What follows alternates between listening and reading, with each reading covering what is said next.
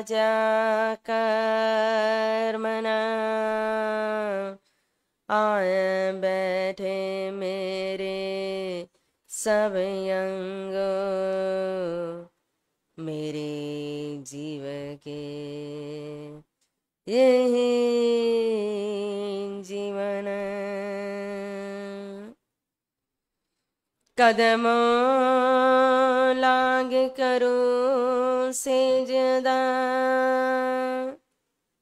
पकड़ के दो पाए हुक्म करते माशिक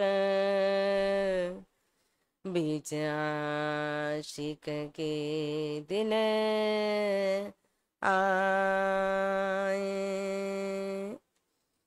बीच आशिक के दिल आए।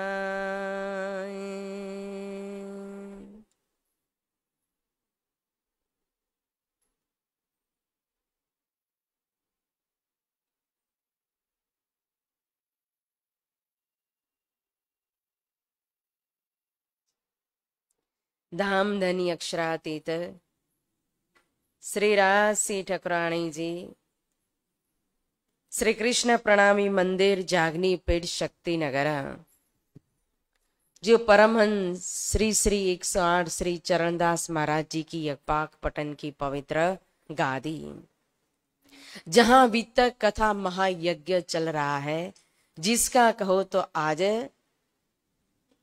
23वां दिन है ना। इसीलिए आज 23वीं मजल में हम पहुंचेंगे ना। 30वीं तक कथा महायज्ञ के अंदर पुजारी जी महाराज, समस्त सुंदर साथ जी, आप सभी के चरणों में प्रेम प्रणाम।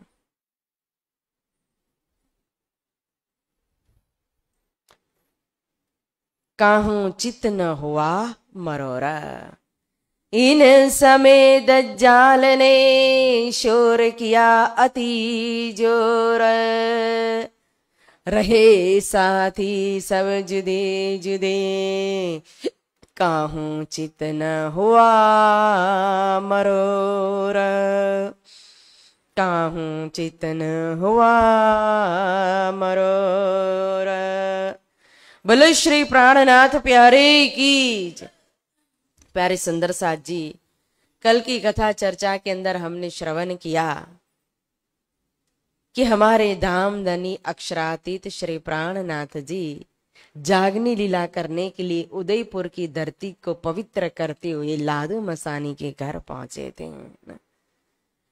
अब उदयपुर में नया चर्चा मंडान शुरू हुआ, जिसमें दोनों पक्ष कहो वेद वेदांत से चर्चा होने लगी, जिसके अंदर कहो तो दोनों पक्ष से जागनी होने लगी। कई खासल खास निस्बती आत्मा विशेष नूर मोहम्मद कहो ना, अव्वल खान जैसे हक्कुल यकीन जो सुन्नत जमात के अंदर थे, वो आए, धर्म में शामिल हुए, दाम धनी की पहचान की, इमाम मेहदी के रूप में सेजदा किया। और फिर नए नए कई विशेष कार्य हुए। विराट पट का शुभारंभ भी हुआ तालाब की हवेली में। फिर कार्य कारण सर के आगे पता है कि क्या परिस्थिति आएगी, इसलिए कहो तो यहाँ टुकड़े भी मंगवाना है, तो भेष भी बदला दिया। वहां तालाब की हवेली में ही सबको फकीरी भेष दे दिया था, और सब ने कहो चिंडे मुंडे हो करके फकीरी भेष धारण कर लिया, सरगुन का ढेर करके वहां की जनता में, वहां के सुंदर साथ में बांट दिया। जब औरंगजेब चढ़ाई करने वाला है, अब उसका लश्कर आ पहुंचा था, तो बार बार राजा ने भी संदेश दिया, क्योंकि राजा का तो अंकुर ही नहीं था, नसीब ही नहीं था कि उनको ऐसे पैटार्थ पंडित जी मिले कि उन्होंने स्वयं अपनी आत्मा ने तो साक्षी दी, लेकिन राजा क्या करके निंदा करके उनके मन को फिरा दिया, उनको भटका दिया। इसलिए राजा जागृत नहीं हो सके और बार बार जाने के लिए कहा, तो फिर से धरती से मन उठ गया। ऊपर वाले का हुक्म, जहां लेकर जाएंगे 14 लोग ब्रह्मांड हमारा ही तो है। तो जमात के साथ जब निकले तो रामपुरा दुधलाई होकर के फिर कहो तो मंदोसर में पहुंचे थे। और मंदोसर में सुंदर फकीरी भेष का श्री लालदास जी महाराज जी ने वर्णन किया कि कितना अनुपम उपमा से भी रहित सुंदर यहाँ फकीरी भेष धारण किया हुआ है ना। अब यहाँ इन समय कहो दज्जाल ने शोर किया। एक और सनंदवानी गा रहे कई मुसलमान कहो, जो औरंगजेब की जो सेना के कैंप लगे हुए हैं, लश्कर की जो फौजों की वहां जो छावनी लगी हुई है, तो वो सनंदे सुनकर वो काफी मुसलमान भी जागृत हो रहे थे। फिर वो इब्राहिम ने भी उपद्रव मचाया तो उसको भी कहो तो मोहम्मद खान पठान ने ठिकाने लगा दिया। लेकिन अब यहाँ दज्जाल ने शोर किया, मतलब कि जो उदयपुर के ऊपर आक्रमण हुआ उसकी असर जो है वो मंदसौर के ऊपर हुई। यहाँ चारों तरफ कहो कर्फ्यू लग गया, जिसके कारण सुंदर साथ भी आपत्ति में आए। अब यहाँ कोई जाहिर में ऐसा चर्चा मंडान करना, फिर मिलना, बाहर जाना आना, ये सब मुश्किल हो गया ना। तो सभी अपने अपने कहो एकांत में बैठे, लेकिन जब भी कोई समय मिल जाता तो नजर चुरा करके भी श्री जी के दर्शन के लिए सुंदर साथ जरूर आ जाते थे। और फिर ऐसी परिस्थिति थी, लेकिन किसी का मन कहो तो विचलित नहीं हुआ है, क्योंकि ना जहां भी रखे धनी तो साथ में ही है। जो धनी को देख करके जी रहे हैं तो उनको ये कोई परिस्थिति कहो फर्क नहीं पड़ रहा है ना। घर परिवार माया को तो छोड़ करके चले थे, इसलिए यहाँ मन कहो उनका चित्त कहो विचलित नहीं हुआ। और अब राजा राम भाई कहो जाजन भंडारी जैसे सेठ है, सारी सेवा की जिम्मेदारी ली है। जहां भी जमात पहुंचे धन की जो इतनी भी आवश्यकता हो, सारा धन हमारी तरफ से सेवा में। लेकिन जब यहाँ कर्फ्यू लगा है तो धन पहुंचे कैसे? तो इसलिए अब पास में खर्च नहीं था। अब भोजन इतनी बड़ी जमात साथ में है, 500 की तो लेकर चले, और प्लस होते होते कितनी जमात हो रही है ना। अभी रामनगर की मजल आगे आ रही है, 5000 तो रामनगर की मजल में कहा है। देखो सुंदर साथ है, तो भोजन की व्यवस्था भी करनी है। तो मोमिन फिर फकीरी झोली लेकर के निकल जाते हैं, 10 घर जा करके टुकड़ा मांग करके ले करके आते हैं। और फिर यहाँ जो भी लाए कच्चा पक्का गेहूं चावल दाल आदि ना, तो कच्चा एक तरफ कर देते हैं, पकाया हुआ जो एक तरफ कर देते हैं ना, और सभी अपनी अपनी झोली ला करके श्री जी के सामने रख देते हैं। देखो, और जब श्री जी कोई भी एक झोली के अंदर हाथ डाल करके अपना हस्त कमल के द्वारा एक टुकड़ा उसमें से उठा करके अपने मुख में रखते हैं और कहते हैं कि यह तो बहुत ही स्वादिष्ट है, ये किनकी झोली का है। तो टुकड़ा लाने वाले भी खुश हो जाते हैं कि हमारी मेहनत सफल हो गई। बड़ी प्रसन्नता से कहते, ये टुकड़े लाया मैं मांग करके लाया हूं दामदनी। ये मांगने वाली जमात है। ये तो दिया तुम्हारा पाव ही दुनिया 14 तबका, 14 लोक ब्रह्मांड को मुक्ति तक देने वाली जमात है, बख्शिश करने वाली जमात है, लुटाने वाली जमात है। और कैसे कैसे बड़े बड़े घराने में थे ना। देखो, जो अपने घर परिवार कुटुंब के साथ रहने वाले, बीवी बच्चे के साथ रहने वाले। देखो आज कैसी परिस्थिति ना, बाल गोपाल माहे खुबी खुशहाली करते, मिल नर नार सो जेर समान कर दिए तुमको, छुड़ाए मीठो रोजगार। अपने छोटे छोटे बच्चे को लेकर के पति पत्नी कहो, पियर पक्ष कहो, ससुराल पक्ष कहो ना, मित्र मंडल कहो, सगा संबंधी कहो, जो मीठी माया वल्लभ की। माया कैसी लगती है, कितना प्यार होता है माया से। उसको जहर समान कर दिया है, विषमय कर दिया है, सब कुछ छुड़ा दिया है। बड़े घराने सब कोई जाने, उठावत तिनका भोजन। बड़े बड़े घराने में थे ये।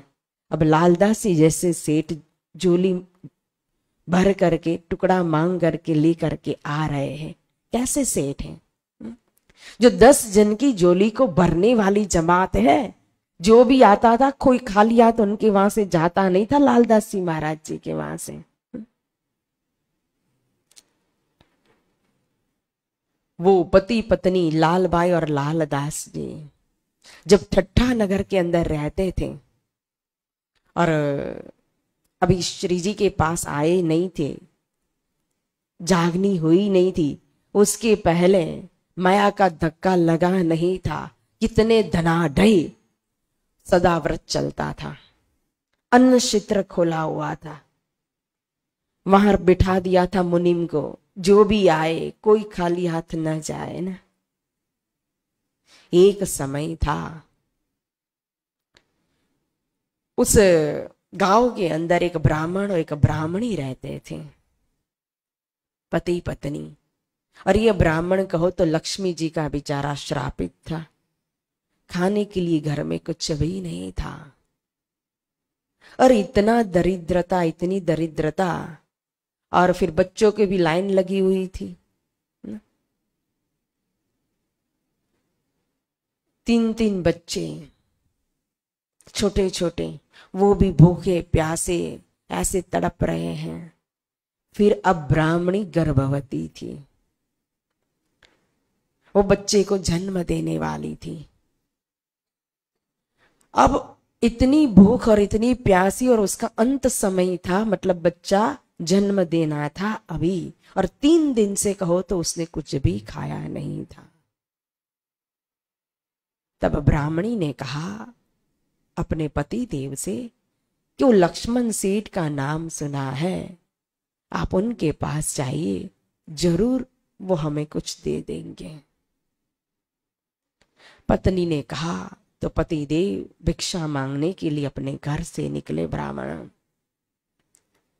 और निकल करके बेचारे 3 दिन से कुछ खाया नहीं था, शरीर भी अशक्त था, ताकत थी नहीं शरीर के अंदर अभी, और कोई साधन भी नहीं, पैसे भी नहीं। तो फिर चलते चलते चलते वो वहां सदाव्रत जो था वहां पहुंचे।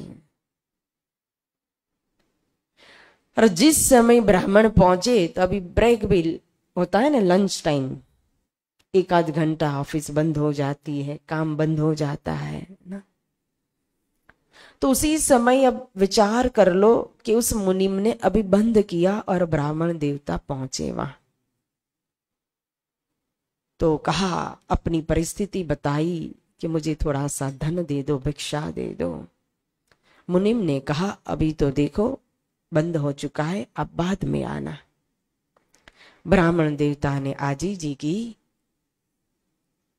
कि मैं बहुत आस लेकर के आया हूं, मेरी पत्नी 3 दिन से भूखी है, गर्भवती है, वो पीड़ित हो रही है, बच्चे को जन्म देने वाली है, बच्चे भी भूखे प्यासे हैं, थोड़ा सा दे दो। लेकिन उसने एक नहीं सुनी। तब वो ब्राह्मण करगरने लगा, पैर पकड़ लेता है और पैर पकड़ करके आजीजी करने लगा। तब उस मुनिम ने उनको धक्का सा दे दिया, तिरस्कार कर दिया और वहां से निकले। तो उस समय ब्राह्मण देवता के अंतरात्मा से एक चीख निकली, आवाज से निकली, जो सीधा पास में ही सेठ जी की कोठी थी, लक्ष्मण सेठ की, वो चीख उनके कानों में सुनाई दी। वो ब्राह्मण देव गिर पड़े जमीन पर। सेठ जी बाहर आए, उन्होंने देखा ब्राह्मण देव को, तुरंत उन्होंने उठाया, घर में लेकर के आए और फिर उनको जल बल पिलाया और पूछा क्या बात है। ब्राह्मण ने अपनी सारी परिस्थिति वास्तविकता बताई। तो सेठ जी ने अपनी धर्म पत्नी लालबाई से कहा, अच्छा मेवा मिठाई पकवान बनाओ, दूध में बनाओ। इन ब्राह्मण देवता के लिए भोजन का प्रबंध करो, इनकी धर्मा पत्नी के लिए भोजन का प्रबंध करो, बच्चे के लिए अन्य सामान भी मंगवाया। और लाल बाई भी, मैंने कहा ना, एक होती है पत्नी जो मात्र माया और इच्छा से ही तृप्ति प्राप्त करती है, और एक होती है धर्म पत्नी जो धर्म में हर प्रकार से हंसते हंसते साथ देती है। तो ये पत्नी नहीं थी, धर्म पत्नी थी। हंसते हंसते बड़े मेवा मिठाई पकवान बनाए और तैयार कर दिए दूध में, और फिर ब्राह्मण देवता को भोजन कराने लगे। तो बोले नहीं, मेरी पत्नी वहां भूखी है, तो चलो मैं खुद आपको पहुंचाता हूं। तो सभी भोजन लेकर के, सामग्री लेकर के सेठ जी जा रहे थे। तो धर्म पत्नी ने कहा मैं भी चलती हूं। दोनों पति पत्नी उस ब्राह्मण देवता के घर आए।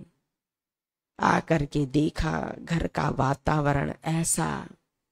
अब जिस घर के अंदर कहो 3 दिन से रसोई न बनी हो, भोजन न मिला हो, वो घर कैसा होगा?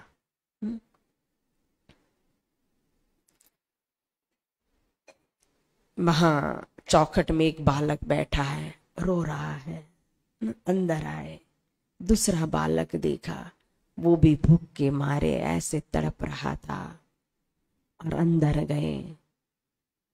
फिर ब्राह्मणी बच्चे को जन्म देने की तैयारी थी, वैसे ही लाल बाई पहुंची, और पहुंच करके तुरंत उसको बड़े प्रेम से उसने भोजन करवाया। और इतना प्रेम से भोजन करवाया कि भोजन करने के बाद ब्राह्मणी को इतनी तृप्ति हुई, उसकी पेट की आग जो थी वो शांत हो गई। सभी बच्चों को, सबको भोजन का प्रबंध कर दिया। अब ब्राह्मणी की अंतरात्मा से ऐसा दिल से आशीर्वाद निकला। क्या आशीर्वाद दिया? ब्राह्मणी ने कहा कि परमात्मा आपको ऐसा अलौकिक धन आपको बख्श दे कि जो कभी भी ना खुटे। बोलो श्री प्राणनाथ प्यारे की जय। किसने बुलवाया? पहुंचने से पहले आशीर्वाद दिलाने वाले कौन थे? ये देखो, ऐसा नहीं कहा कि तुम्हारा परिवार खुश रहे, बच्चे स्वस्थ रहे, तुम्हें धन बहुत मिले, बिजनेस चले। क्या आशीर्वाद दिला दिया? तुम्हें अलौकिक धन संपत्ति न्यामत मिले जो कभी भी खुटे नहीं, समाप्त न हो। और फिर श्री जी के पास आते हैं तो फिर तुरंत ही कहो जागनी हो गई थी ना। 2-4 घड़ी चर्चा सुनी कि दिल तो श्री जी के कदमों के में रख करके लक्ष्मण सेठ घर में गए थे। और जागने के बाद कैसे जागे थे ना? नया धर्म लिया। फिर इतने धनी थे, धनवान थे, और सारा धन चला गया, धर्म को दोष नहीं दिया। देखो, न धर्म बदला। यहाँ तो माया में कोई कमी नहीं होती है, लेकिन फिर भी कितनी भटकन होती है। कभी लगता है कि उसके पास चले जाए ब्लेसिंग लेने के लिए, कभी लगता है वहां बड़ी भीड़ लगी हुई है ना, गुरुजी में जाते हैं न, कभी वहां जाते उस फकीर के पास न, कभी उस तांत्रिक के पास न।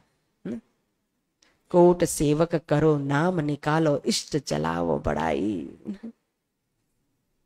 सेवा कराओ, सदगुरु कहलाओ, अलख न देवे नहाय। वो एक कलयुग के साई आए थे। कैसे चमत्कार! ऐसा मैंने तो एक ही बार, छोटी थी, टीवी में उनका जन्मदिन मना रहे थे, तभी टीवी देखते तो देखा था, मना रहे थे। कैसी उनकी अवस्था थी, न बोल पाए थे, व्हील चेयर पर, और इतनी पब्लिक साउथ के अंदर न, कितना बड़ा उनका आश्रम, कि उनके आश्रम में अगर घूमना है, एक चक्कर लगाना है गाड़ी में, तो भी 20 मिनट आपको लगती है। और ऐसा ऐसा करके कभी चैन निकालते सोने की, कभी क्या निकालते थे। और उनका क्या हुआ, क्या हुआ था, किसी ने खून कर दिया था। और कितना धन, सोना तो ट्रक भर भर के। और ऐसे ऐसे तो कई समाज के अंदर जो धर्म के नाम पर पाखंड करने वाले कहो। तो लौकिक चाहत के कारण कहां कहां भटकते हैं। मतलब हमारे विश्वास के अंदर, हमारे ईमान में हम कितने खड़े होते हैं, आप देखो ना। क्या समझ करके धर्म कर रहे हैं, किस विश्वास से धर्म कर रहे हैं। एक पति और पत्नी 4 फेरा अग्नि के सामने लेते हैं। आजकल तो वो भी जरूरत नहीं है, अगर कोर्ट में साइन भी कर दी, पति पत्नी बन गए, तो भी आजकल तो चलो डिवोर्स भी बहुत सस्ता हो गया है। लेकिन पहले के समय में चाहे कितनी भी कैसी भी परिस्थिति होती थी, लेकिन शादी हुई तो उसके बाद जीवन गुजारना ही है उसी के साथ, उसी घर में। देखो अभी की तरह ऐसे नहीं कहते थे पियर वाले अपनी बेटी को फोन करके कि कुछ भी जरूरत हो बेटी चिंता मत करना, हम बैठे तो आ जाना वापस। कहते थे क्या कि यहां से डोली उठिए, अर्थी कहो ससुराल से उठेगी। कुछ भी हो अब ससुराल को संभालना। तो एक लौकिक संबंध भी जब बंध जाता है, कहने का भाव है कि पति पत्नी बनने के बाद भी जीवन भर चाहे दुख आए चाहे सुख आए छोड़ नहीं सकते। तो हम आत्मा का संबंध लेकर के यहां बैठते हैं उनके चरण में। तो एक माया का, वो भी हमारे कर्म के हिसाब से आता है। एक छोटी सी कोई लहर आ जाए, परिस्थिति आ जाए, तो हम उधर भागते, कभी इधर भागते, कभी वहां आशीर्वाद लेने के लिए। तो क्या अपने पति पर विश्वास नहीं है? क्या वो नहीं दे सकते? अभी मेहरता के अंदर क्या आया था, लावानिन यति कुछ भी कर नहीं पाया, तब लालदास जी महाराज जी ने क्या कहा था, पंच वासना जाकी रक्षा करे ता तंत्र मंत्र चले क्यों कौरा। तो मूल से तो शक्ति नीचे नीचे नीचे आती है, तो मूल को छोड़कर के आप नीचे एक छोटी सी ब्लेसिंग लेने के लिए भाग रहे हो। वो क्या नहीं दे सकते। पाताल से लेकर के परमधाम तक का, लौकिक कहो पारलौकिक कहो, दोनों नियामत दे सकते हैं। इतने वो समर्थ है। लेकिन विश्वास हमारे अंदर होना चाहिए, भाव हमारे अंदर, स्थिरता कहो निष्ठा कहो हमारे अंदर होनी चाहिए। या वो आशीर्वाद दिला दिया लालदास जी महाराज जी को, तो माया का धक्का लगा, तो जैसे ही सूरत पहुंचे, तो आज सूरत से देखो मेहरता में बांग सुनी तो सबसे पहले किसको कहा? दिल्ली में धर्म युद्ध में सबसे आगे कौन था? रात दिन सकुमार बाई की वासना को जगाने के लिए चैन किसको नहीं पड़ रहा था? या फकीरी झोली लेकर के टुकड़ा मांगने भी कौन जा रहा है? यही शरीर है ना। पन्ना में 11 बरस तक कहो, हर अष्टपर की सेवा में देखो लालदास जी महाराज जी की सेवा के अंदर नाम आएगा। कब सोए होंगे? थके नहीं होंगे? आराम नहीं चाहिए? कभी सोचा कि मैं ही करूं? एक नजर थी उनकी मात्र। लालदास जी रहे ही नहीं थे, स्वयं अपने आप को सेवा में उन्होंने दास बना दिया। और दास वह है जिनका अपना कोई अस्तित्व ही नहीं है। और दुल्हन ऐसी थी प्रेम में गर्क कि मैं बिल्कुल नहीं थी, धनी का अंग अंग में जाकर के मिला हुआ था। वह दत्त के अंदर इश्क में एक रूप हो चुके थे, कौन किसकी सेवा करे। ये थे लालदास। ऐसे ऐसे मोमिन ये टुकड़ा मांगने के लिए गए हैं। देखो आज तो टुकड़ा देने वाले का धन्य भाग है। क्योंकि मांगने वाली जमात कोई साधारण जमात नहीं है। तो देने वाले कहो उनके भाग खुल गए कि जिनके घर में गई टुकड़ा मांगने के लिए। एक तो यहां कहो टुकड़ा मांगने के लिए पीछे का कारण कहो तो मैं को छुड़ा रहे, हाथ लंबा करेंगे भिक्षा के लिए किसी की आगे, कब हाथ लंबा होगा? जब अपनी मैं मर जाएंगी तभी तो हम भिक्षा मांग पाएंगे। और दूसरा, व्रज की लीला में संबंध जोड़ दो।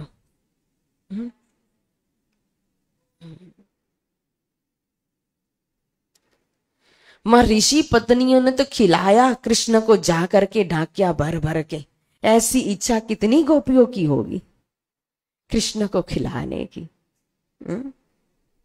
तो सबकी इच्छा जिस जिसकी अधूरी रही होगी ना, तो ये जागनी ब्रह्मांड में उन्हीं के घर मोमिन पहुंचे और झोली भर के उन्हीं के घर से लेकर के आए। और फिर वही कृष्ण कहो द्वापर युग के वही स्वयं या फकीरी भेष में बैठे हुए हैं और टुकड़ा खा रहे हैं, वन भोजन कर रहे हैं। तो ऐसी स्थिति, ऐसी परिस्थिति, और मोमिन खुश होकर के जब श्री जी को प्रथम आरोग आते हैं, और श्री जी आरोगने के बाद सुंदर साथ स्वयं टुकड़ा आरोगते हैं, और टुकड़ा आरोगते हुए कहते ये दिन कब पावही रहे एक दूजे हिल मिला। देखो दुख तो नहीं है, और प्रसन्नता से कहते हैं कि अरे ये दिन हम कब पाएंगे, ये भी तो जरूरी है। एक साथ मिल करके बैठ करके एक साथ भोजन कर रहे हैं ना। लाज मत पता दई रे दुनी को निल्लज होई भया में न्यारा। लाज तो छोड़ दी है। होना फकीरी क्या दलगिरी सदा मगन में रहना जी, कोई दिन महलो तो कोई दिन स्मशान में बादशाह जी। ऐसी मस्ती में चलने वाली यह जमात है। इसीलिए उनके चेहरे पर देखो तो बिल्कुल कोई चिंता नहीं है कि हमें टुकड़ा मांगना पड़ रहा है, क्योंकि धनी साथ में है। और टुकड़ा खाते हुए भी मस्ती में खा रहे हैं। और फिर जो कच्चा था अनाज, वो कच्चे अन्न को अलग करके फिर उसको भी तो पकाया जाएगा ना। तो विशेष हमारी बाईजीराज महारानी जी भी देखो ऐसी परिस्थिति में स्वयं सुंदर साथ के साथ सहयोग सेवा कर रहे उनकी। ये सेवा नहीं, उनका प्रेम है बाईजीराज का है। अब अलग अलग घर से अलग अलग दाल मिलती है, कोई मसूर की दे दे, कोई अरहर की दे दे, कोई मूंग की दे दे ना। तो सभी दाल ला करके एक साथ कर दी, तो सभी दाल को मिक्स करके महारानी जी बाईजीराज जी स्वयं दाल बनवाते हैं ना। आज लंगर में दाल बनी है महारानी जी की, इसलिए स्वाद वैसा ही होगा देखना। सब मिक्स दाल बनवाई है। कितनी सारी दाल याद नहीं है कौन से नाम बोले थे रात को, मैंने तो बोला था हलवाई को सारी दाल मिक्स कर देना।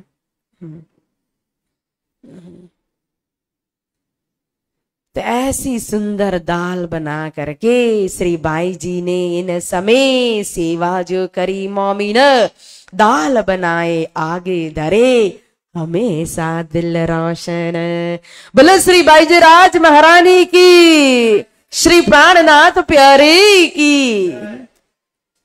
जो प्रेम की स्वरूपा है, जो इश्क का सागर है, जो कहो त्याग की साक्षात मूर्ति है। कितना त्याग है बाईजीराज महारानी का, आप देखो। दोहरा जी में रोका किया था ना, दीप बंदर से जागनी हुई, जैसे ही दीप बंदर में बुलाया, अब सुंदर साथ की जागनी के लिए तो वहां तो स्वयं कहां चले गए, बंधन में। देखो कितना समय रहे। जब तक इतना यहां से दीप बंदर से निकले, और फिर दीप बंदर कहो, मड़ई बंदर कहो, कपाया कहो, भुजनगर कहो, या फिर यहाँ क्या कहते हैं ठट्ठा नगर कहो। अब ठट्ठा नगर में 2-2 बखत आए और 10 मास की वितक तो ठट्ठा नगर की ही है। और फिर मस्कत बंदर आकर के कितना समय निकल गया, और फिर जाकर के वह आभासी बंदर के भैरव सेठ को प्रेरणा कर दी मूल स्वरूप ने, तो उसके नसीब खुले कि बाईजूराज महारानी जी को बंधन में छुड़ाने की सेवा उनको प्राप्त हो गई। देखो कैसा नसीब है। कहा नहीं था श्री जी ने, कहो और करे, और बिना करे सेवा, बिना कहे सेवा करो, दोनों में कितना अंतर है। कोई हमें कहे और जबरदस्ती हम सेवा करें, और कोई कहे ही नहीं और स्वयं हम सेवा करें। किसी ने कहा था भैरव सेठ को, स्वयं छुड़ाया, कितना समय दिया। फिर नलिया बंदर में जब बिहारी जी महाराज आए तो धामधनी ने एकांत में बिठा करके स्वयं बाईजूराज जी को भी कहा कि सदगुरु मान करके गादीपति की सेवा करना। देखो सब कुछ दे दिया अपना, पेन पोतिया जुदी भय।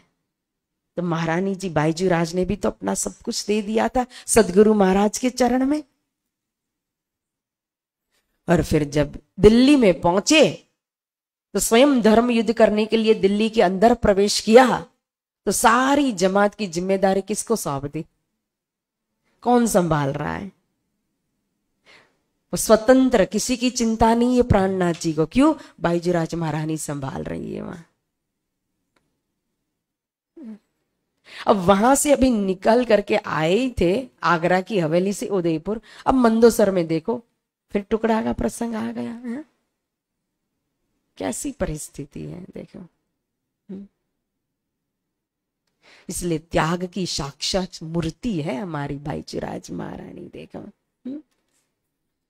और प्रेम इतना कि उनके आंचल में सिर रख दो ना, इतनी शीतलता मिले, इतनी शीतलता मिले, सारा दुख दूर हो जाए।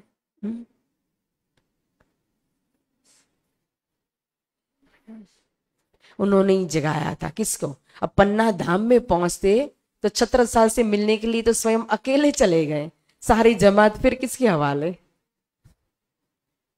किलकिला नदी, अमराई घाट किसके भरोसे छोड़ दिया? लीडर के रूप में थी इसलिए, नहीं तो 5 जन जो है ना, 5 सुंदर साथ, उसको भी संभालना भारी। सबकी बुद्धि अलग अलग, सबके मत अलग अलग ना, एक एक दिशा में चले गए, दूसरा दूसरी दिशा में, तीसरा तीसरी दिशा में। सबका अहंकार टकराएगा, तो सबको मिला करके ले करके साथ चलना है। इसलिए खुद लीडर बन करके उनको वहां रखा।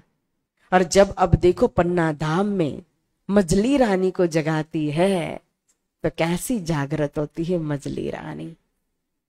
वही प्रेम अपना भर दिया मजली रानी के अंदर बाईजूराज जी ने, कि तभी स्वयं अपनी पिछोरे का कहो, अपनी मान मर्यादा जो होती है उसी का पावड़ा बिछा दिया धामधनी के चरणों में।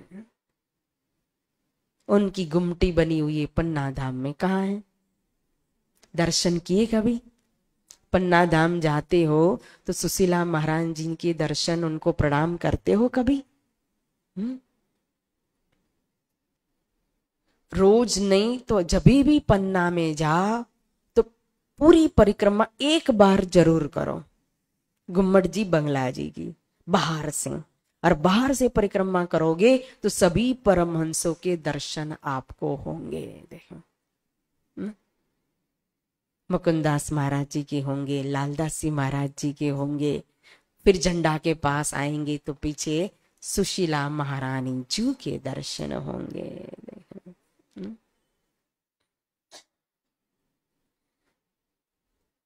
तो ऐसी हमारी प्रेम स्वरूपा साक्षात त्याग की मूर्ति, सेवा स्वरूपा श्री बाईजूराज महारानी दाल बनाए आगे धरे और हमेशा दिल रोशन प्रसन्नता के साथ सुंदर साथ की सेवा कर रहे हैं। एक दूजे को सेव ही हर बात हर चित, हेत करे मिनो मिने कहूं शक न बैठे इत। सभी सुंदर साध्वी बड़ी प्रसन्नता से, बड़े प्रेम से एक दूसरे की सेवा कर रहे, एक दूसरे को संभाल रहे, एक दूसरे की मदद कर रहे, न कि एक दूसरे को काट रहे हैं। देखो, इसीलिए यहाँ एकजुट होकर के हो रहा है कार्य। और इसीलिए किसी के चित्त में कहो कि दज्जाल ने प्रवेश नहीं किया, दज्जाल की ताकत ही नहीं थी प्रवेश करने की। और ऐसी परिस्थिति में हमारे सूरत से एक सुंदर साथ आए थे नाना भाई, वो धाम चलते हैं।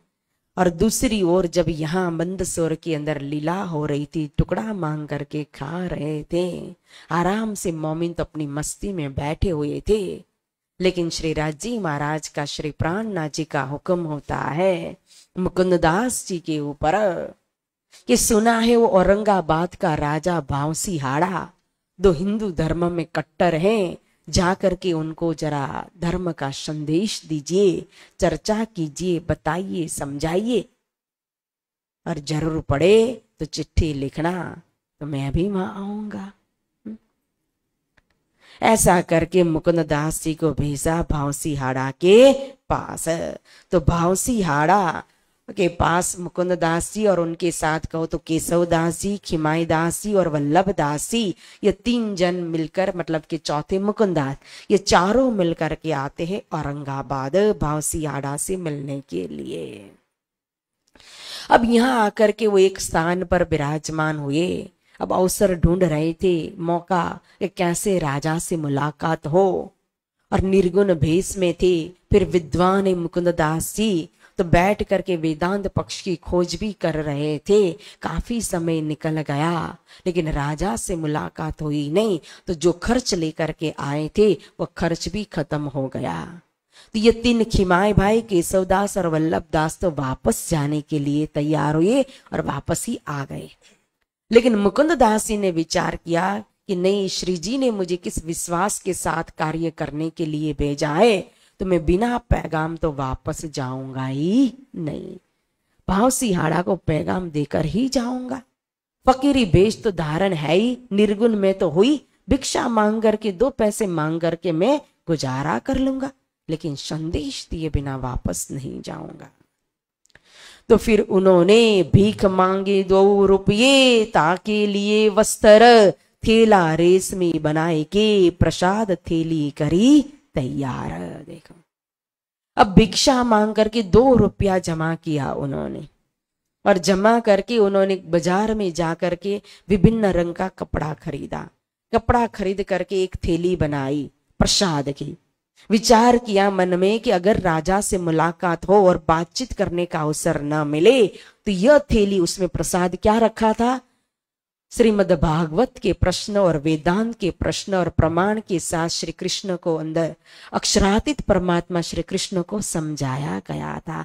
त्रिधा लीला की बात रखी गई थी।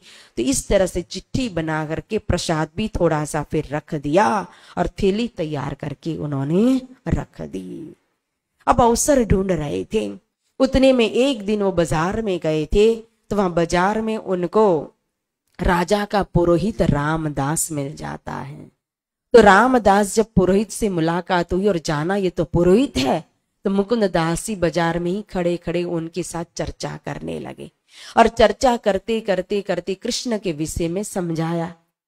अब इनको चर्चा उल्टी लग गई, तो लाठी लेकर के वो रामदास तो दज्जाल का आरोप बन करके मुकुंददास को मारने लगा। वहां बाजार में जितने भी दुकान वाले थे सभी देखने लगे कि अरे क्या हो गया। अभी तो 2 संत खड़े खड़े बातें कर रहे थे। फिर रामदास को तो सभी जानते हैं कि ये हमारा राजा का पुरोहित रामदास मंदिर का महंत भी है। तो अभी तो बातें कर रहे थे और अचानक ये रामदास इन संत को मारने लगे, और मारते मारते पास में एक नाला था, उस नाले से उस पार पहुंचा दिया और कहा कि राजा को भटकाने के लिए आए हो, दोबारा इस तरह से यहां आए तो इसी तरह से मारूंगा।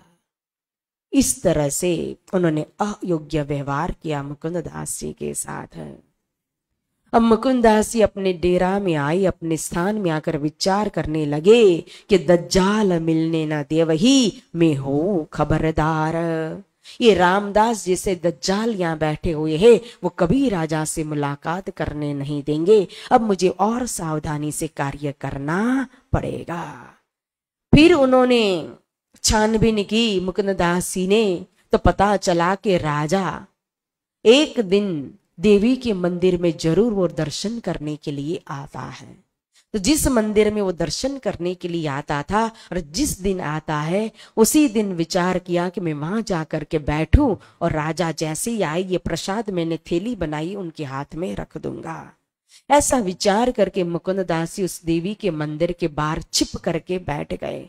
और जैसे ही राजा आए प्रणाम करने के लिए, दर्शन करने के लिए और देवी के मंदिर में जा रहे थे, तो दौड़कर मुकुंददास जी आए और जाकर के बीच में ही वो थैली जो थी प्रसाद की वो राजा के हाथ में रख दी। राजा भी बड़ा धार्मिक था, प्रसाद को सिर पर चढ़ाया और अंदर चला गया। और अंदर जाकर के उसने देवी के दर्शन किया और दर्शन करने के बाद एक राजा को थोड़ी देर विश्राम करने के लिए एक रूम होती है, तो पास में एक रूम में राजा बैठे और बैठने के बाद उन्होंने अपने सैनिक से, सिपाही से हुक्म किया कि यह थैली या प्रसाद जिसने दिया है उनको अंदर बुलाओ। तो सैनिक मुकुंददास जी को अंदर बुलाते हैं और फिर राजा वो प्रसाद रूप थैली को खोल करके उसमें से चिट्ठी भी निकाल करके पढ़ने लगे। और उतने में मुकुंददास जी आ गए तो उनसे बातचीत भी करने लगे। तो पूछी हकीकत श्री राज की, काहे स्वामी कृष्णदास तुमको क्यों कर भेजिया, कहो अपनी दिल आस न। अब जब पता चला कि दिल्ली के अंदर जिन्होंने सत्याग्रह किया हुआ था वो सत्याग्रह करने वाले यानी कि कृष्ण, इतना पता था कि वो कृष्ण को मानते हैं, तो उनका नाम ही रख दिया कृष्ण दास। तो बोले कहाँ है स्वामी कृष्णदास जी, और आपको किस लिए मेरे पास भेजा है, क्यों आप आए हो ना। तो उतने में ही कहो बातचीत कर रहे थे, चिट्ठी भी पढ़ रहे थे, उतने में पास में उसी मंदिर का महंत था वो रामदास पुरोहित। तो वो बोल उठा और राजा से कहता है, अरे ये दो कृष्ण बतावत जो कहूं न शास्त्रों में, इनका मुख न देखिए चर्चा कैसी इनसे। ये तो दो दो कृष्ण की बातें करते हैं। अब मुकुंददास जी ने तो 3 कृष्ण की बात की होगी, तो तीसरा तो अभी सुना भी नहीं होगा और दूसरे में उनका पारा चढ़ गया। तो कह रहे राजा से इनकी तो चर्चा क्या करनी, इनसे क्या बातचीत करनी, इनका तो मुख भी देखना चाहिए नहीं, क्योंकि कोई शास्त्र में 2 कृष्ण लिखे नहीं है। तब भावसी बोलिया, ऐसी कहें कहो तुम, ये तो भला कहते निज स्वरूप बतावत हम। भाव सिहाड़ा ने कहा कि ऐसी बात आप क्यों कर रहे हो, अपने पुरोहित से कह रहे, ये चिट्ठी के अंदर प्रमाण के साथ एक एक बात लिखी हुई है और यह तो शास्त्र के वचनों के द्वारा चर्चा के माध्यम से अपने निज स्वरूप आत्मा के स्वरूप की पहचान करा रहे हैं। राजा समझ गए कि पहले इन दोनों की जरूर, क्योंकि ऐसे ही राजा थोड़ी ना है, राजा की 4 आंख होती है, सभी तरफ नजर है उनकी। तो विचार किया कि जरूर इन दोनों की पहले मुलाकात हुई है। तो फिर राजा बातचीत कर रहे थे मुकुंददास जी के साथ और फिर बातचीत करते करते राजा ने अपने सैनिक से हुक्म कर दिया कि आप इन साधु को मेरे महल के अंदर, मेरे महल के पास को एक हवेली में उतारा दीजिए। तो बीच में ही रामदास बोलिया, इनकी सेवा की हमें आस न। अरे ये कोई राजकुमार थोड़ी ना कि आपके महल के पास इनको उतारा दे, एक साधु है और मैं भी एक साधु है, तो एक साधु ही दूसरे साधु की अच्छी तरह से सेवा कर सकते हैं। तो मुझे इनकी सेवा की आस है, आप मुझे हुक्म कीजिए, मैं अपने घर ले जा करके इनकी सेवा करूंगा। तो मुकुंददास जी बीच में ही तुरंत, अब यहाँ नहीं बोलेंगे तो बोले काम होने वाला नहीं है, उनने तो बोलने से पहले अपनी पीठ दिखा दी। इन सेवा हमारी भली करी, पीठ दिखाई उन। सीधा अपना जामा ऊपर करके पीठ दिखा दी मुकुंददास जी ने कि इस पुरोहित ने तुम देखो मेरी बहुत अच्छे से पहले भी सेवा की है। पीठ पर वो मार के निशान देख करके राजा बड़ा दुखी हुआ और फटकारता अपने पुरोहित से, जो मेरे यहाँ आवत ताकि ऐसी सेवा करत, निकसो हमारे देश से जावो देश में अन्यतीत। अरे मेरे वहां जो साधु संत महात्मा आते हैं तो आप उनकी ऐसी सेवा करते हो, लाठी से सेवा करते हो। आज के बाद मुझे मुख दिखाने की जरूरत नहीं है, मेरे राज्य से आप निकल जाइए। फिर मुकुंददास जी को सांत्वना दी और अपनी हवेली के पास उतारा भी दिया भावसिहाड़ा ने। अब दूसरा दिन हुआ, दरबार भर गया और दूसरे दिन मुकुंददास जी दरबार के अंदर पहुंचे। अब भावसिहाड़ा ने दरबार के अंदर अपने पंडित जी बैठे हुए थे, तो अपने पंडित जी से कहा कि इन संत जो आए हैं, ये महात्मा जी जो आए हैं, आप इनको इनके प्रश्न का जवाब दीजिए। तो कोई भी प्रश्न का जवाब दे नहीं पा रहे थे, तो उल्टी उल्टी बातें करने लगे। तो फिर भावसिहाड़ा को गुस्सा आया। तब भावसी बरजिया, अरे एक वो मेरा पुरोहित जो मेरे वहां आए हुए साधु संतों की इस प्रकार से सेवा कर रहा है, दूसरी ओर आपको मैंने वेतन दे करके रखा हुआ है कि कोई भी आए तो आप उनके साथ ज्ञान की बात कर सको, शास्त्रार्थ कर सको, जवाब दे सको, तो जवाब न देने के कारण उल्टी उल्टी बातें कर रहे हो। बड़ा दुखी हो गया।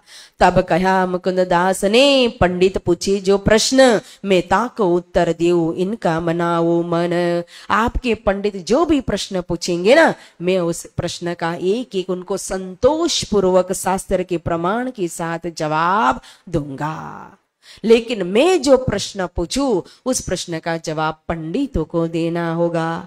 तो पंडितों ने तो उसी समय सभी ने मिलकर के खड़े खड़े 80 प्रश्न बना दिए और मुकुंददास ने उसी सभा में दरबार के अंदर उसी दिन उसी समय 80 प्रश्न का जवाब दे दिया।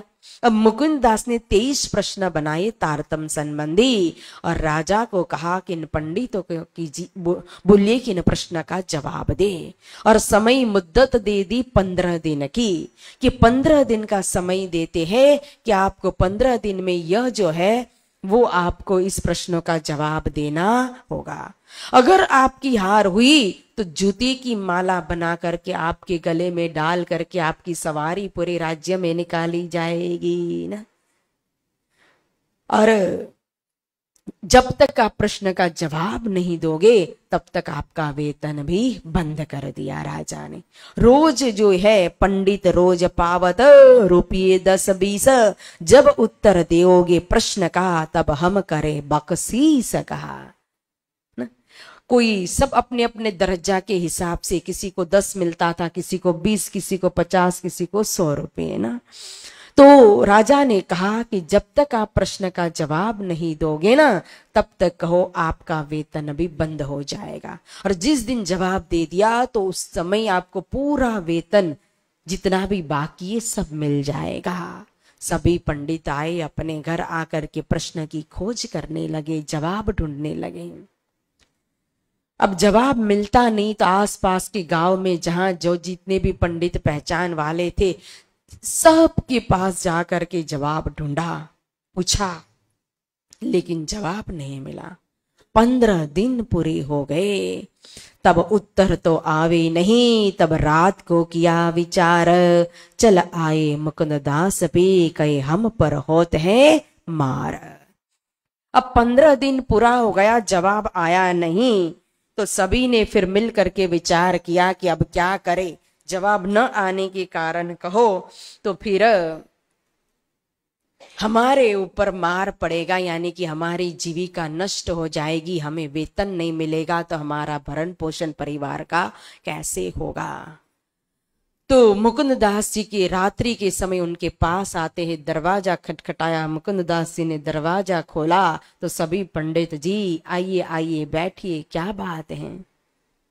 तो सब ने अपनी हार स्वीकार की और कहा कि देखिए हम एक बार नहीं 10 बार अपनी हार स्वीकार कर रहे हैं आपके सामने, लेकिन हारने के कारण हमारे ऊपर भारी मार का पड़ेगा, हमारी जीविका नष्ट हो जाएगी।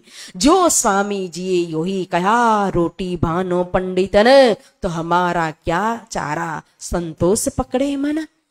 अगर स्वामी कृष्णदास जी का यही भाव है कि अलग अलग राज्य में अलग अलग गांव में जाकर के पंडितों की जीविका को नष्ट कर दो, रोटी को बांधो, तो ठीक है, हम भी अपने मन को समझा लेंगे, संतोष मान करके बैठ जाएंगे। अगर यह भाव नहीं है उनका तो हमें अपना वेतन दिलाओ ताकि हमारी जीविका चले। तो दूसरे दिन फिर मुकुंददास जी आए दरबार में राजा के पास और राजा से आकर के कहा कि ये पंडित अपनी हार स्वीकार कर रहे हैं, लेकिन दोष सारा हमारे धाम धनी पर श्री जी साहिब जी पर लगा रहे, स्वामी कृष्णदास पर कलंक लग रहा है। इसलिए आप ये प्रश्न का जवाब तो दे ही नहीं सकते, क्योंकि यह प्रश्न का जवाब इनके पास तारतम्य नहीं है।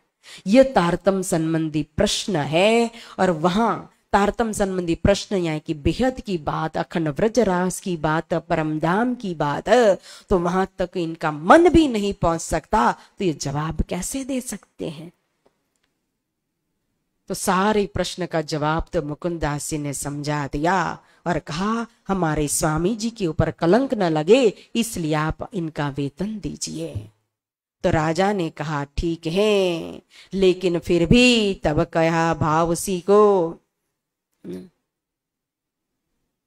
तब राजा ने भी कहो तो आधे का किया हुक्म, पूरा वेतन नहीं दिया।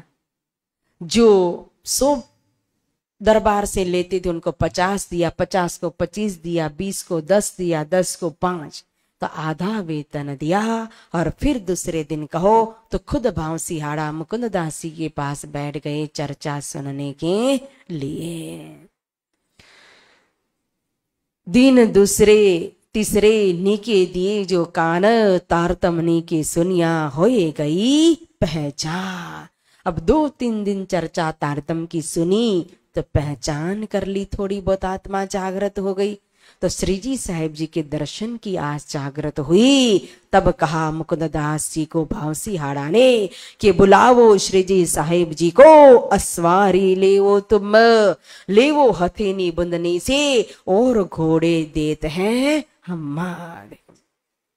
भाव सिहाड़ा ने कहा कि जिस स्वामी कृष्णदास जी का आप संदेश लेकर के आए हो उनको मान सम्मान पूर्वक कहो तो यहाँ बुला कर लेकर के आओ। और इतना ही नहीं, घोड़े जितने चाहिए घोड़े ले जाओ, हाथी ले जाओ, और खर्च भी दिया, रास्ते में जितना भी खर्च हो सब मेरी तरफ से। और फिर हाथी भी दिया कि युगल स्वरूप को हाथी के ऊपर सवारी देना और बड़े सम्मान के साथ लेकर के आना। फिर एक चिट्ठी भी लिख करके दी अपने हाथों से आमंत्रित करने के लिए, एक चिट्ठी भी स्वयं भाव सिहाड़ा ने लिखी। तो मुकुंददास जी चिट्ठी लेकर के, खर्च लेकर के, अस्वारी लेकर के चले औरंगाबाद से। औरंगाबाद से चलते हुए फिर पहुंचे मंदसौर, और मंदसौर में आकर के भाव सिहाड़ा का संदेश चिट्ठी रूप दे दिया श्री प्राणनाथ जी के हाथ में। और प्राणनाथ जी ने जब संदेश पढ़ा तो बड़े प्रसन्न हुए और अब मंदसौर से चलने के लिए हुए तैयार। 8 महीने इतरई हुआ हुक्म परवर दिगार। 8 मास रहे मंदसौर के अंदर। अब धाम धनी के हुक्म से मंदसौर से फिर जागनी यात्रा आगे चल रही है। महामती कई मोमिनो ये मंदसौर की बीतक, अब यहाँ से आगे चले सो कहो हुक्म हक्का। तो कहा कि ये मंदसौर की बीतक है न, और मंदसौर की बीतक भी बहुत जबरदस्त बीतक थी। 8 मास जागनी लीला हुई। अब लालदास जी महाराज कहते हैं जैसी आज्ञा धनी की सो बाता बुजर का। धाम धनी के हुक्म से, उनकी आज्ञा से आगे की जागनी लीला का वर्णन कर रहे हैं। यहाँ से आए सीतामऊ, तहां से नौलाए, तहां से आए उज्जैन, 28 मजले भाई। अब मंदसौर से निकले तो पड़ाव डालते डालते जाएंगे ना, रुकते रुकते, क्योंकि जा रहे हैं। अब तो सवारी के साथ हैं। धाम धनी ने विचार किया कि चल चल के मेरी जमात बहुत थक गई है, इसलिए सवारी का प्रबंध भी कर दिया है। अब पड़ाव डालते डालते कहो सीतामऊ गांव आया, फिर वहां से नवलाय आए, नवलाय से कहो तो उज्जैन में आकर के भादो सुदी छठ को रहे धन बाई के घर। भाई भगवान चौधरी ईमान लाया इन पर। तो ये धन बाई का घर था, उसके पास में जमात के साथ भादो सुद छठ के दिन श्री जी ने उतारा किया, विराजमान हुए।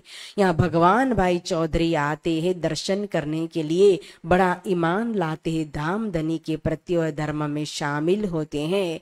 फिर वो श्री जी साहिब जी की, श्री प्राणनाथ जी की जमात के साथ अपने घर पर पधरावनी भी करते हैं। वहां के लोग उनको बड़े प्यार से बाबूजी या बाबा जी भी कहते थे। फिर नानजी बेटा था उनका, उन्होंने भी श्री प्राणनाथ जी की पधरावनी अपने मेड़ी में की थी। फिर भगवान भाई का बेटा बुला, कांजी भाई कहो, दामोदर कहो, धन भाई कहो, लालजी उनका बेटा था वह कहो, फिर कांजी भाई कहो, दूसरे कांजी भाई, फिर बेनी भाई, सभी चर्चा सुनने के लिए आते हैं। और चर्चा सुन करके धाम धनी के प्रति ईमान ला करके धनी के चरण में समर्पित हो जाते हैं। अब यहाँ उज्जैन के अंदर कहो तो सभी चाहे धर्म में आए चाहे न आए, उपली पहचान से भी कहो तो यहाँ सभी अपने घर घर में श्री प्राणनाथ जी की पधरावनी करने लगे, उत्सव करने लगे। लाल जी ये उत्सव किया, पधराए श्री राज, मोहन के घर उत्सव पूरे मनोरथ काज। तो लालजी भाई ने भी एक उत्सव किया, मेवा मिठाई पकवान भंडारा तैयार करवाया, श्री जी को उच्च आसन पर विराजमान किया, पूरी जमात को, और बड़े प्रेम से भोजन करवाते हैं। मोहन ने भी अपने घर पर पधरावनी करके बड़ा उत्सव किया, और जहां जहां जाते, जिन जिन इच्छा से जो जो इच्छा लेकर के आते, सबके मनोरथ यहाँ तथास्तु करते हुए श्री प्राणनाथ जी चल रहे हैं। फिर ज्यूली बाई ने भी कहो तो अलग अलग प्रकार के व्यंजन बनाकर के श्री राज जी महाराज को आरोग आते हैं, अपने घर पर पधरावनी करके अपने घर को पवित्र करती हैं। फिर बाल बाई रसोई करके पधारे इन काज, दर्शन दे बुलाई या नंद राम अपने घरो श्री राजन। अब बाल बाई ने भी रसोई तैयार कर दी, आमंत्रित कर दिया जमात को, श्री जी साहिब जी को। तो श्री प्राणनाथ जी उनके घर पधारते हैं, फिर दर्शन भी करने किया। फिर नंदराम जी ने भी कहो तो अपने घर पे पधरावनी की। बुदर भाई कहो, फुल भाई कहो, राम भाई कहो, सब ने अपने घर घर में पधरावनी करके सब ने अपने मनोकामना पूर्ण किया। कांजी भाई, मुरली भाई, आनंद भाई, श्याम जी भाई, इन्होंने भी कहो तो रसोई तैयार करके श्री प्राणनाथ जी को जमात के साथ, सुंदर साथ के साथ को अपने घर पर पधरावनी करके अपने घर को पवित्र किया। पधारे मोहन के घरों और साहूकारों के, भले भाव से पधराए श्याम बाई के घरों गए। अब यहाँ जो भी बड़े बड़े सेठ साहूकार थे, उन सबों ने, किसी ने कोठी में पधरावनी की, किसी ने अपने दुकान पर अपने दुकान को पवित्र करने के लिए मुबारक धनाम धनी के चरण पधराए, और कहो किसी ने अपनी फैक्ट्री में पधरावनी की। तो सभी ने घर घर में, दुकान में, फैक्ट्री में, कोठी में श्री राज जी को बुला करके बड़े प्रेम भाव से मोहन भाई ने पधरावनी की, श्याम भाई ने कहो तो पधरावनी की। 22 दिन रहे उज्जैन के अंदर, और इतनी पधरावनी हुई धाम धनी की, ईमान लाकर लेकर आने वाले वो भी श्री जी को पधरावनी कर रहे हैं, और दूसरा देखा देखी में भी सेखी चलती है ना कि अरे उन्होंने पधरावनी की तो हम भी अपने घर को पवित्र करें और धाम धनी की पधरावनी करें। तो इस तरह से 22 दिन रहे, और विशेषता यहाँ विशेष बहुत पधरावनी हुई। फिर 23वें दिन यहाँ से नवलायान पहुंचे, एक दिन तहां रखे पहुंचे हैं नुनेरे। फिर 22 दिन वहां रखे, 23वें दिन नवलाय में आए, एक दिन वहां रह करके फिर नुनेरे में आए। फिर तहां एक दिन रह के चले मंजिल इत से, तहां से आए औरंगाबाद भावसी के घर। वहां भी नवलाई में भी कहो, नुनेरे में भी कहो तो एक दिन रह करके फिर यात्रा आगे निकलती है और श्री प्राणनाथ जी जमात के साथ फिर औरंगाबाद में 28 मंजिल में कहो पड़ाव डालते डालते फिर पहुंच गए कहाँ, औरंगाबाद। और औरंगाबाद में भावसिहाड़ा ने जो हवेली दी थी उस हवेली में आकर के उतारा किया, भावशी को संदेश भेज दिया। भावसिहाड़ा दौड़ करके आया, श्री जी के दर्शन से बड़ा ही खुश हो गया, प्रसन्न हो गया, कृतकृत हो गया। और फिर रोज अब यहाँ चर्चा कथा होने लगी, उत्सव होने लगा। भावसी आय के लगा दो कदम, देख दीदार इन समय कृत कृत जानी आतम। अब दूसरे दिन से भावसिहाड़ा तो रोज चर्चा सुनने के लिए आने लगे और अपनी आत्मा को पवित्र करने लगे। अब यहाँ आबासी बंदर की तरह कहो तो औरंगाबाद के अंदर रात दिन एक हो गया, चर्चा मंडान शुरू हो गया। चारों ओर जैसे जैसे बात फैलने लगी सभी चर्चा सुनने के लिए आने लगे। और आने वाले कौन थे, जाको धनी पकड़े हाथ। भावसिहाड़ा भी प्रेम विभोर होकर के चर्चा सुन रहे हैं। आगे पीछे तो बड़े प्रेम से चर्चा सुनते थे, लेकिन जैसे नरसैया की कीर्तन आते थे, नरसैया की कीर्तन के अंदर प्रेम विभोर होकर के खड़े होकर के नाचने लगता था भावसिहाड़ा। वो अपने आप को भूल जाता था, उसकी पाग भी गिर जाती थी। राजा था लेकिन राजापना नहीं रहता था। जैसे मोमिन करे उसी तरह से प्रेम भाव में वो भी खड़े होकर नाचने लगता था। भक्ति भाव जोर रहे पर सेवे परमेश्वर। देखो जैसी जैसी सबकी दृष्टि है, जैसे जैसे कहो सबका भाव है, उसी प्रकार का सबका समर्पण होता है ना। अब इतना भक्ति भाव है, चर्चा सुन रहा है, खुद बुलाया है, लेकिन नजर किस प्रकार की थी, सेवे परमेश्वर। कौन सृष्टि में है, कौन सृष्टि में है। जीव सृष्टि की नजर तो एक संत से ऊपर ही नहीं जा सकती, छोड़ ही दो, वो तो वहां धनी तक कबूल कर ही नहीं सकती जीव सृष्टि कभी ना। और उससे आगे नजर जाती है परमेश्वर के रूप में कबूल करना, मतलब ईश्वरी सृष्टि में तो है भावसिहाड़ा। परम धाम का अंकुर नहीं था तो अक्षर धाम का तो अंकुर है। ऐसे ही नहीं नाच रहा था, लेकिन अब परीक्षा होती है ना। जब बात करी कुरान की तब इन किया विचार, ये साहिदी क्यों पावही इनका करो करार। ब्रह्म सृष्टि तो देखे धनी निर्धार, ईश्वरी सेवे परमेश्वर। और जीव सृष्टि तो एक संत कहो उससे परिदृष्टि ही नहीं कर सकते हैं।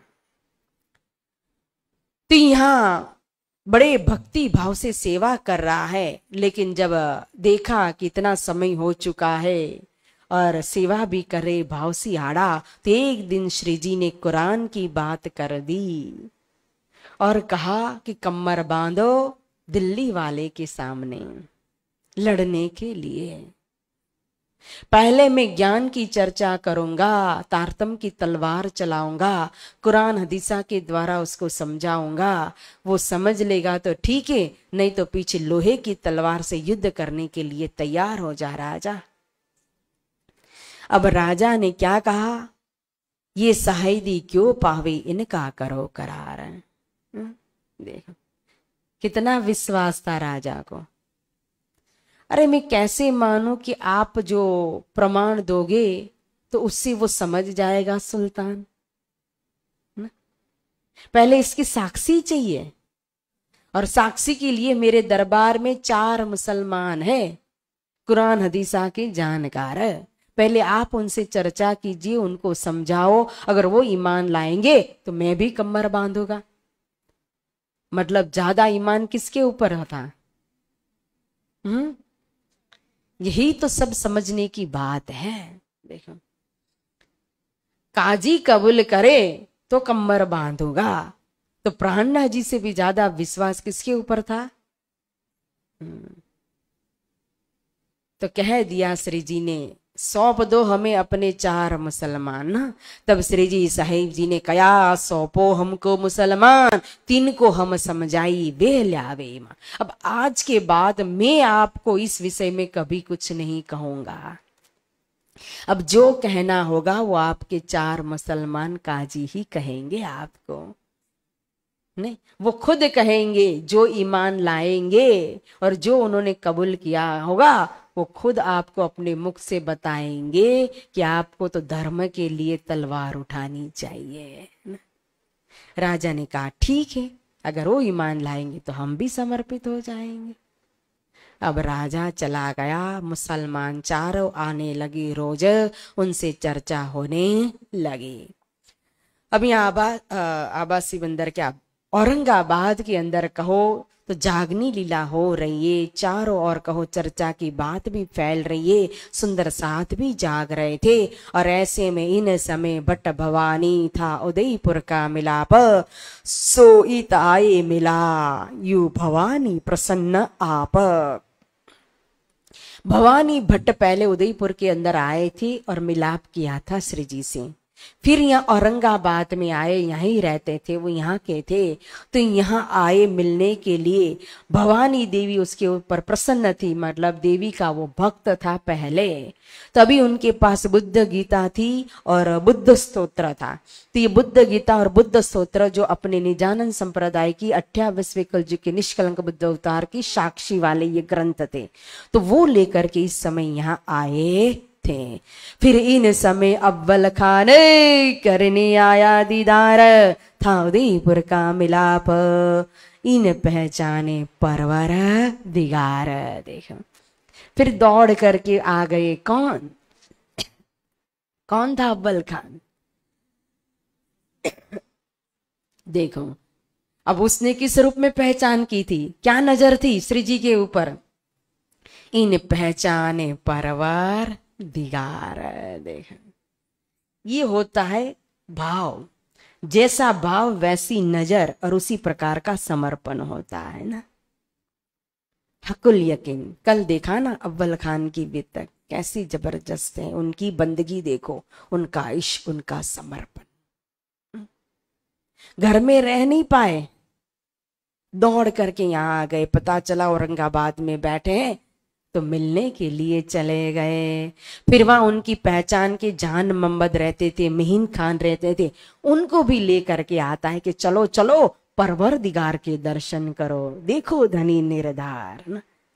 तो उनकी बात सुन करके वो जान मोहम्मद भी, और जान मोहम्मद कोई साधारण नहीं था, फिर ये बड़ा उस्ताद था, तालिब धनी निर्धार है। सबको कहो कुरान हदीसा की तालीम देने वाले, हुसनी तफसीर के एक एक शब्द को जानने वाले, सबके गुरु था ये जान मोहम्मद।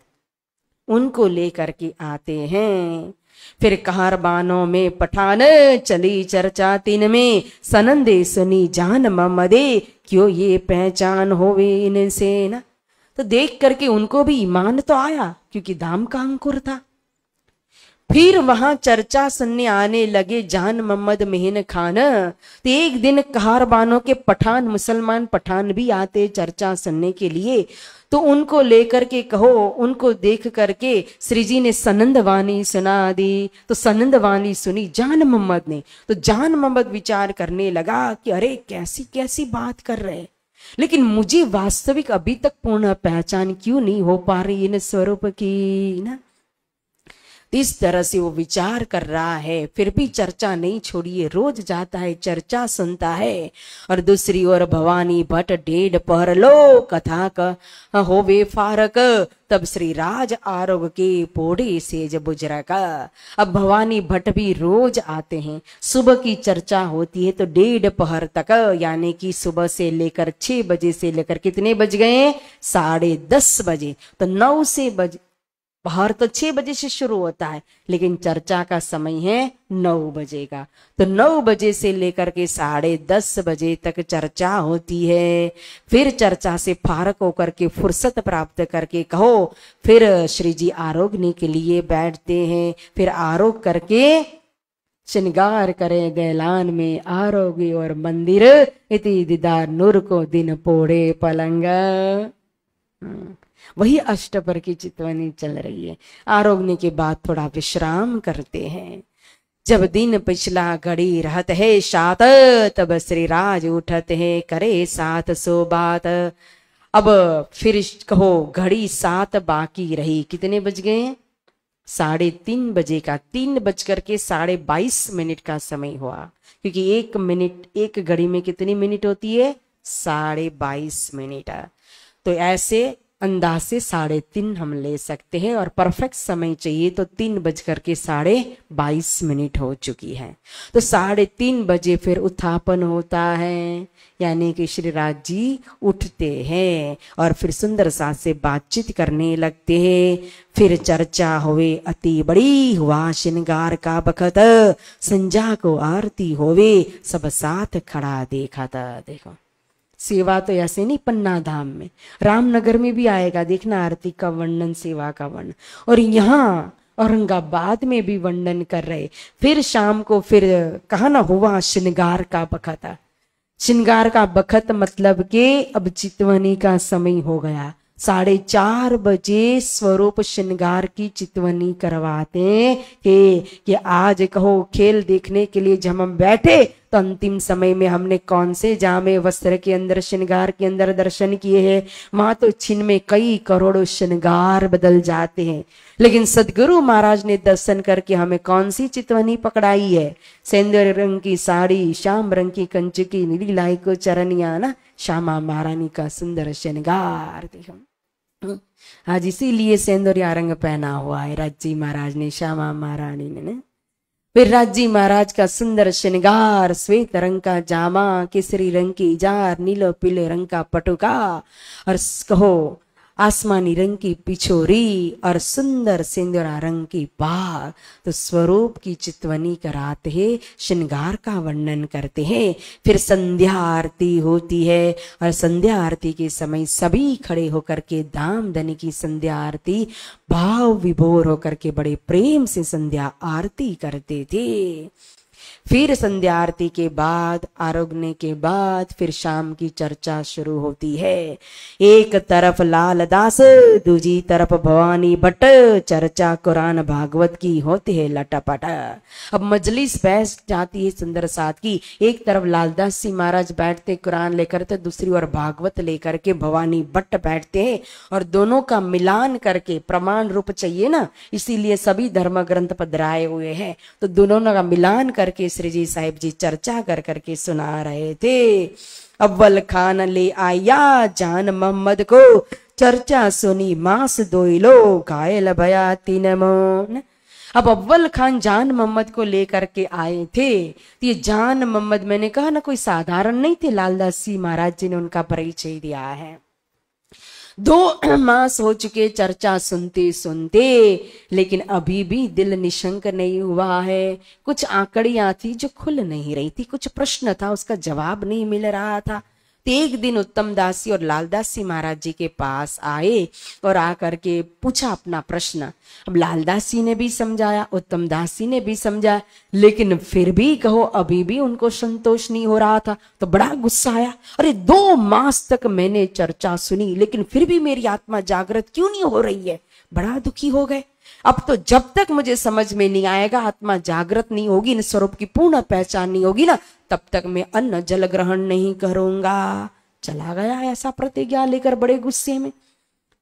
तो लालदासी को और उत्तम दासी को चिंता हुई कि अरे ये खान पीन छोड़ देगा, अब क्या करें। तुरंत आए श्री प्राणनाथ जी के पास और आकर के कहा कि आप उनको बुलाइए, अव्वल जान मोहम्मद को, और बुला करके बिठा करके उनको आप समझाइए। तो प्राणनाथ जी ने कहा बुलाने की जरूरत नहीं है। 2 मास तक वो यहाँ बैठ करके उन्होंने सेवा की है, चर्चा सुनी है, दर्शन किया है। धाम का अंकुर है, भाग के कहाँ जाएगा, वापस लौट कर यहाँ ही आएगा। तो चिंता मत करो। दूसरा दिन हुआ और सचमुच आ गए जान मोहम्मद, और आकर के श्री प्राणनाथ जी को कहते, अरे मुझे आप क्यों नहीं समझाते, मेरे दिल को भी बेशक बनाइए, आत्मा जागृत कीजिए। तो प्राणनाथ जी ने कहा चिंता मत करो, आज दिन तक अपनी तरफ से चर्चा सुनी ना 2 मास, अब मेरी तरफ से 8 दिन की चर्चा सुन लो। वो भी एक समय की चर्चा सुनो। अगर 8 दिन में आत्मा जागृत न हुई तो फिर मेरे पास आना, मैं समझा दूंगा। अब बैठ गए चर्चा में।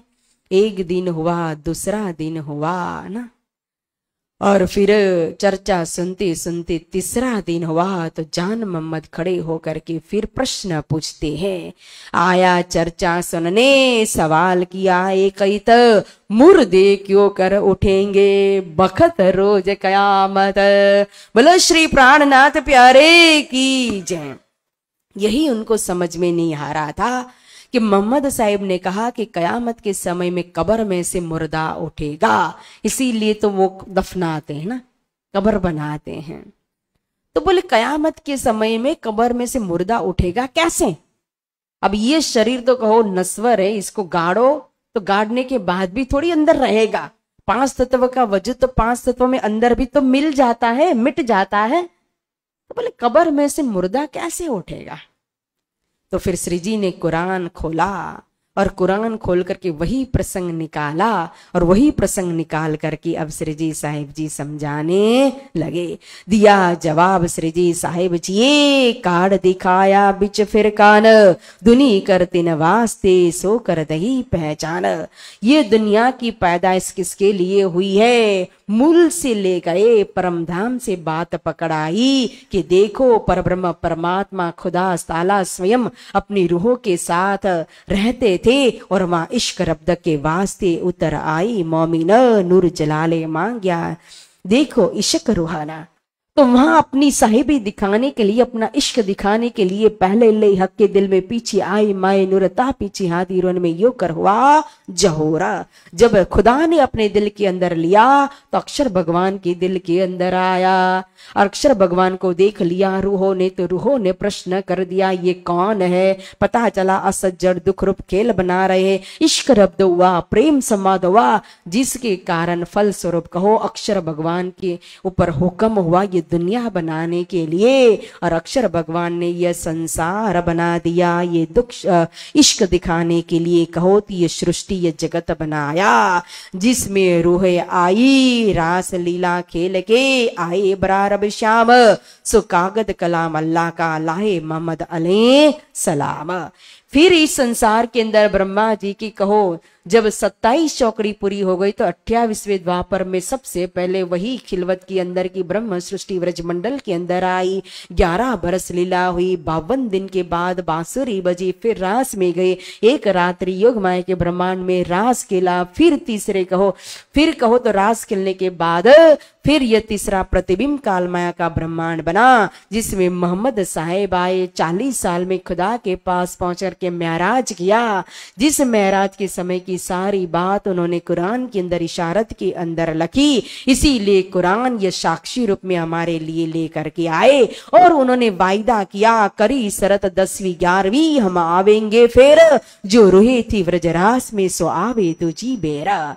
मोहम्मद साहिब ने कहा कि 10वीं और 11वीं सदी के अंदर स्वयं खुदा आएंगे, और कहो तो वो जो व्रजरास में खेलने वाली जो रूहे थी ना, वो भी दूसरी बखतियां खेल देखने के लिए आएंगी। फिर मैं भी उनके साथ होऊंगा।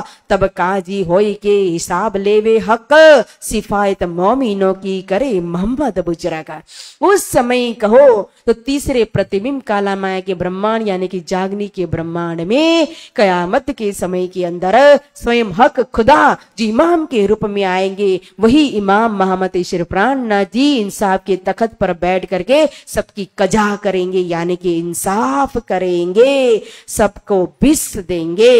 अकेले भई लोक में सब होवे एक दिन 14, तब को मिने सब पावे आकीन। अक्ले दई लोक में, यानी कि अपनी अक्ल अपनी बुद्धि, कौन सी बुद्धि? तारतम की बुद्धि लोक में, यानी कि जगत के वाले दुनिया वालों को देंगे, जिसके द्वारा उनकी आत्मा जागृत हो जाएगी तो एक दिन इस्लाम के अंदर शामिल हो जाएंगे। और सभी 14 लोग ब्रह्मांड के अंदर कहो इसी तारतम के द्वारा एक पर ब्रह्म परमात्मा की पहचान करके, सोई खुदा सोई ब्रह्म की पहचान करके एक पूर्ण ब्रह्म परमात्मा के चरण में समर्पित हो जाएंगे। सब विश्वास लेकर के आएंगे। जब नींद उड़ी नूर जलाल की,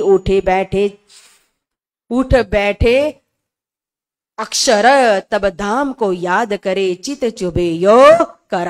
अब अंतिम समय में कहो तो नूर जलाल की भी नींद उड़ेगी। और जब नूर जलाल यानी कि कौन, नूर जमाल मतलब श्री राज जी, और नूर जलाल मतलब अक्षर भगवान। जब अक्षर भगवान की नींद उड़ेगी, कब उड़ेगी? अंतिम समय में, जब ब्रह्म सृष्टि जाग करके खिलवत के अंदर पहुंच जाएगी, अक्षर भगवान के पास को ईश्वरी सृष्टि जागृत हो जाएगी।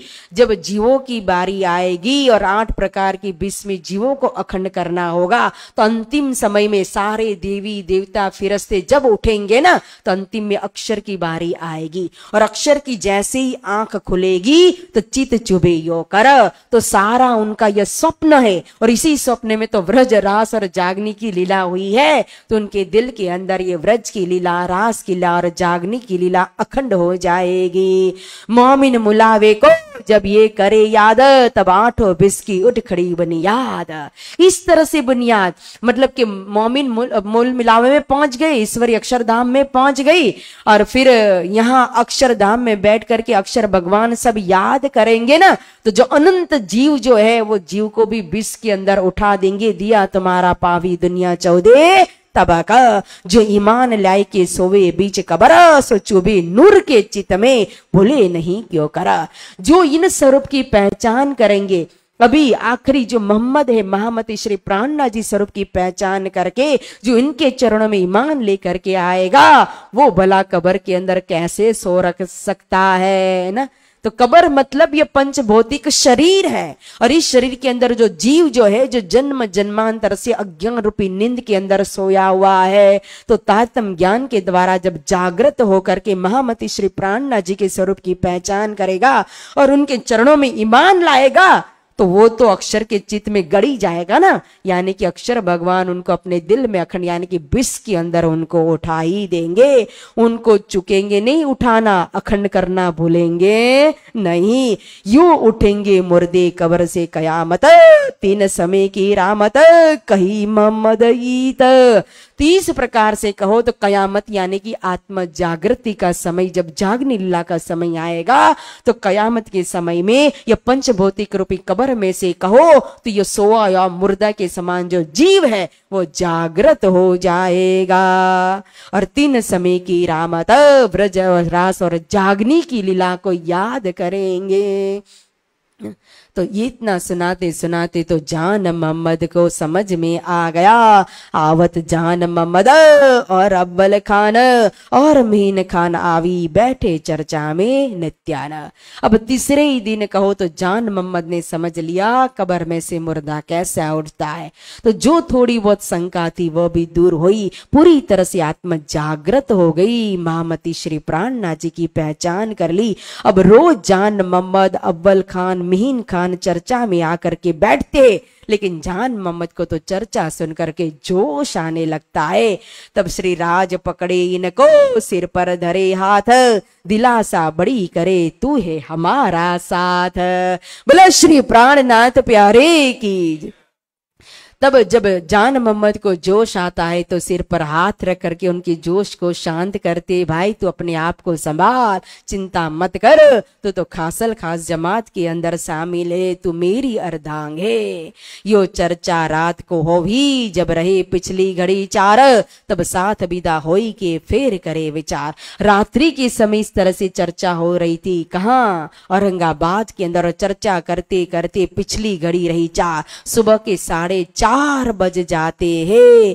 फिर मोमिन को वही चर्चा के ऊपर विचार करने लगते हैं और श्री राज आरोगने के लिए उठते, थोड़ा अल्पाहार करके थोड़ा सा, और फिर हिंडोला खाट पर पोड़ने के लिए आते हैं और सुंदर सा तन्य फिर रामत गाने लगते हैं। और रास की रामत गाते गाते ही सुबह हो जाती है। इस तरह से रात दिन एक हो गया औरंगाबाद के अंदर।